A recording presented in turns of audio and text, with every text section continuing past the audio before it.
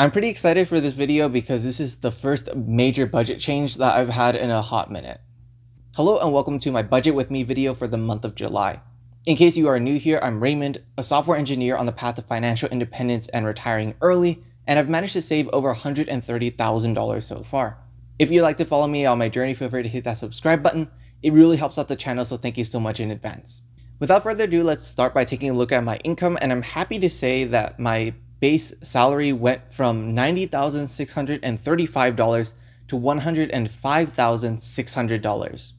Like I said in my previous video, I could have gotten about $130,000 instead in terms of base salary, but I guess this is just my luck. But besides that, it is still a pretty substantial increase to my salary, and I'm excited to see what it actually does for my budget. In terms of my 401k, I'm estimating that I'm going to be able to contribute $3,872 roughly into my 401k. This is close to a $1,000 increase to my 401k contributions compared to last month, so I'm pretty excited to see how this all works out.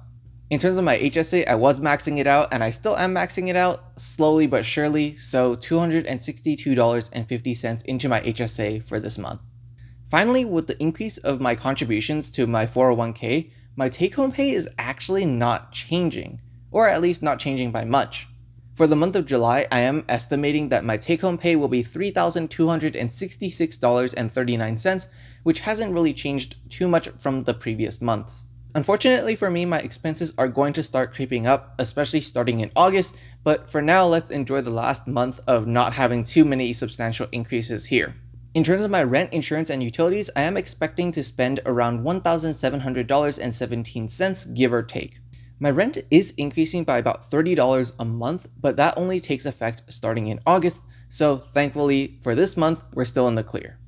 In terms of transit, I'm expecting a little bit more heavy public transit use for this month, so I'm budgeting $80 here. Finally, for the last of my necessary expenses for groceries and necessities, I don't expect this to change, so about $400 a month for here. Next, for my eating out budget, I increased this by 50%, by $25 up to $75 for the month of July. It seems that dining out with my friends is going to become a little bit more frequent for the immediate future, so I've decided to increase this to accommodate for that decision. Finally, for my miscellaneous and fun money expenses, I'm still keeping this at $200 a month, although this does roll over to the next month if I don't use all of that money.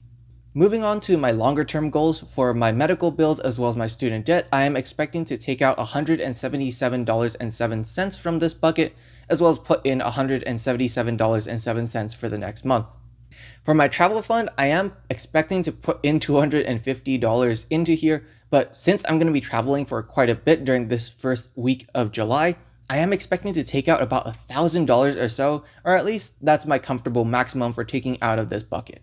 I'm hoping to stay way under this budget, but we'll see what actually happens. For my credit card annual fee fund, I am expecting to put in $127.83 into here. So totaling it all up, I'm estimating that I'm going to be saving around $4,390.82 for the month of July. This is still around 60% of my income, and I'm pretty happy with the way that I've been able to adjust a little bit my standard of living while keeping my savings particularly high. But in any case, thank you all so much for watching, and I'll see you all in the next video.